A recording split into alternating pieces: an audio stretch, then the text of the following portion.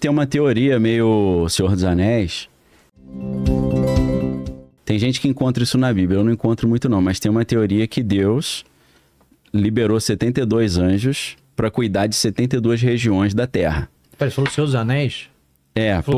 Por que vai chegar no Senhor dos Anéis? Agora você tá ainda no... Eu tô ainda no cristianismo, Tá, Aí o Deus da Bíblia teria liberado esses 72 anjos, só que a maioria deles não seguiu a missão. Falou, vou fazer a parada do meu jeito, vou virar o tirano do território que você me deu. E aí, daí surgiram esses deuses dos territórios. Aí que acontece? Aí no Senhor dos Anéis são os magos, né? Acho que foram 7 ou 9, né? Stari. É isso? O Stari, né? Eu ia falar Valar, mas eles estão abaixo um pouquinho. Porque existe essa ideia que do bem só tinha o Gandalf, o Saruman e o Radagast. O Saruman... Radagast dos passarinhos. O Saruman passou pro lado de lá, ficou só o Radagast e o Gandalf, né? Os outros sumiram, viraram do mal, abandonaram a missão, né? Você tá falando em Senhor dos Anéis, Pérsia Sim. e Mago. Sim. Trazer uma curiosidade aqui que da onde veio o nome Mago, né?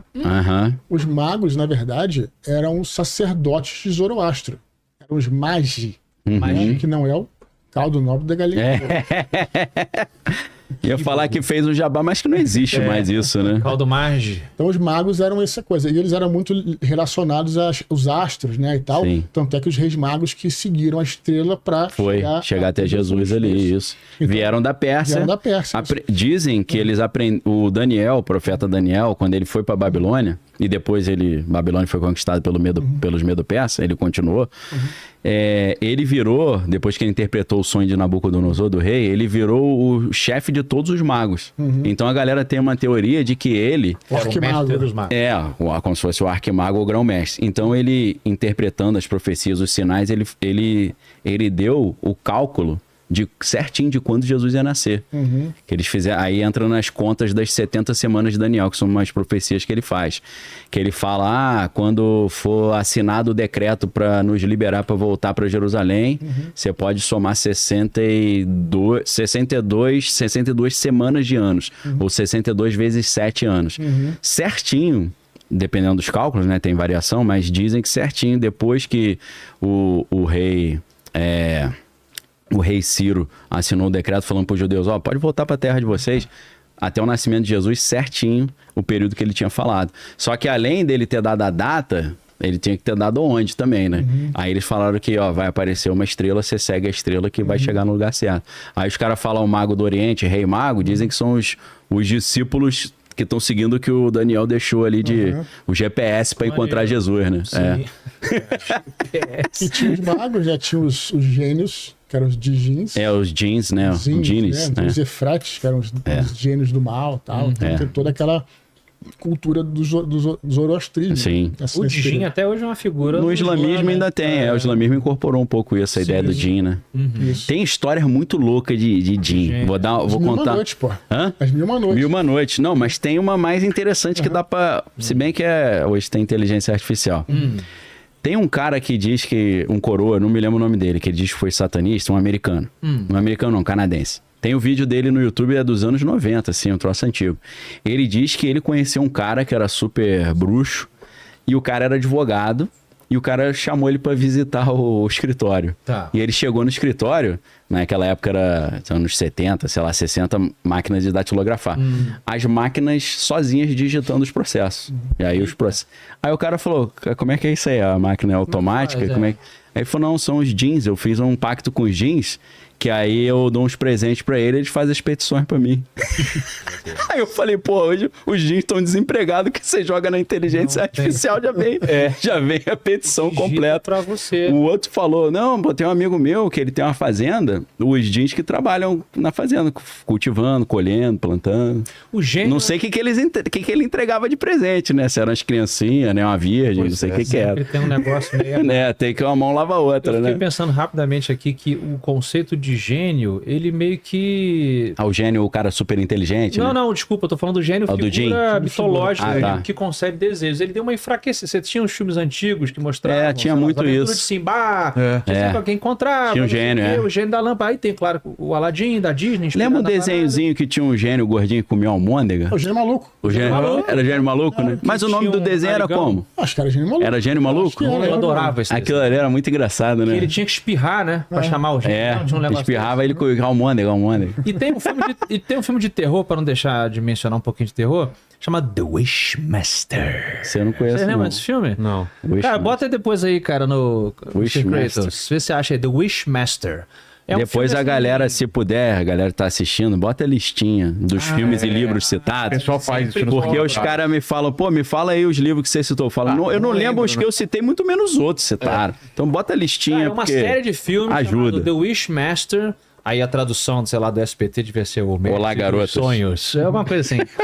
E aí é sobre isso. Ela descobre uma mulher lá de um museu, descobre um gênio, só que é tipo assim, nos anos 2000, que eu acho que o filme é. Então tem essa coisa dele, ele atende o seu desejo, contudo ele te ferra a vida, né?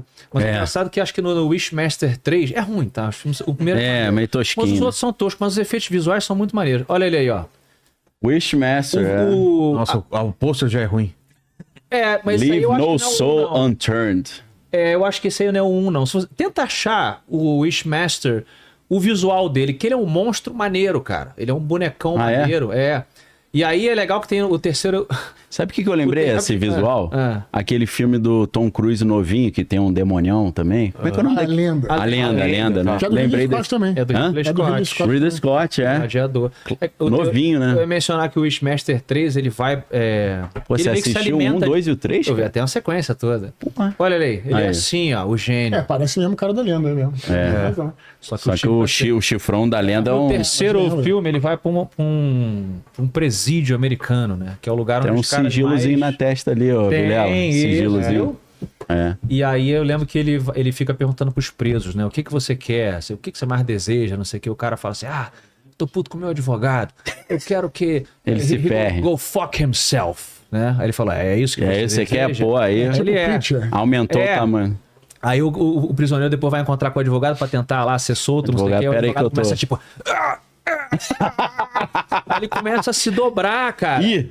E é pra ele E aí poder dá um fuck creu, yourself, dá aí um você creu se nele. ferrar. Um alto creu. E ele Se se dá um ferrar não, né? autocrel, cara, o boneco lá. Então quem gosta de efeito especial assim de terror é muito escroto, mas é legal. Eu não gosto. Pô, imagina o cara, o roteirista é do bolando. Preacher, né? Isso que eu Sim, falei, né? exato. Da O voz do Preacher meio que da voz roubou do- essa brincadeirinha. Já que a gente tá falando ó, de De filme trash. de filme, cultura pop, Império Romano e cristianismo, eu quero falar o filme que eu Fugir pro slam, perdão. mais legal nesse sentido, que é Vida de Brian. do Monty Vida de Python, Brian, Vida de Brian é o Monty Python, né? que Comédia. é muito bom, né, cara? Ele é um filme que fala... Historicamente, ele tá onde? Nascimento de Cristo, né? Nascimento de O Cristo. Brian é um cara que nasce do mesmo dia que Jesus. É, isso. concorrente ali. E aí é o Jesus que não deu certo. É. Seria isso, né? Cara, mas as piadas são muito boas. Cara, é incrível, né? Porque tem um respeito ali à religião, todas as religiões, e ao mesmo tempo brinca. com as É, dá uma religiões, zoada, né? né? Negócio do você falou das facções judaicas. É, das seitas judaicas E ali. eles brincam É com isso Zelote, também, né? Tal. Essênio. Tem a piada clássica, né? Do que os romanos fizeram por nós, né? Porque tem a seita que é contra, né? Revolucionária contra o Império Romano, né? É o Zelote, o Um Zelote. negócio É. legal falar depois. É. Aí o cara Esse é o fala, Zelote. não, mas ele tá na reunião e tal, e pô, os romanos tomaram tudo que tínhamos e tal. Mas o que eles fizeram por nós? Aí o cara, o aqueduto. Acho que o aqueduto pode ser uma boa. É, tá, mas não... O que mais? As estradas. Eu concordo com estradas. Foi bom, O cara começa a elencar O crime. todas O as crime coisas, também não todas é. as E o coisas, cara acha mais ou menos. todas as realizações romanas, uma piada genial, cara, que só os caras do Monty Python. Inclusive, olha só, o John Cleese, que é o Sim. cara que tá lá, ele é o revolucionário dessa cena, né? que Aí tá ele faz vários personagens. Vários, mas nessa cena ele é esse revolucionário que quer protestar contra a presença dos romanos e tal, e ele vai se dando conta de que os romanos também, as duas coisas andam juntas, né? As coisas ruins, pessoas ruins fazem coisas boas, pessoas boas fazem coisas ruins. E aí ele deu uma entrevista falando sobre essas discussões hoje de mensagens políticas na arte, quando a mensagem arte politizada. Arte politizada. A qualidade artística perde quando a ideologia entra. E aí que ele fala, o problema não é você deixar o filme ou a obra, que seja, deixar de botar a sua mensagem política.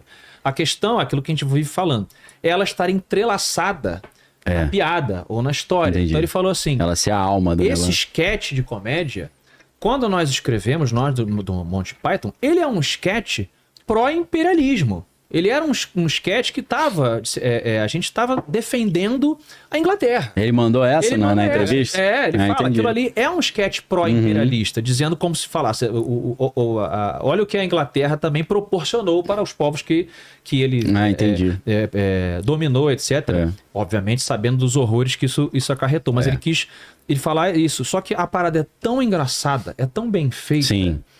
Que você recebe aquela imagem, você pode processá-la no seu senso crítico e tal, mas ela não fala mais alto do que o sketch.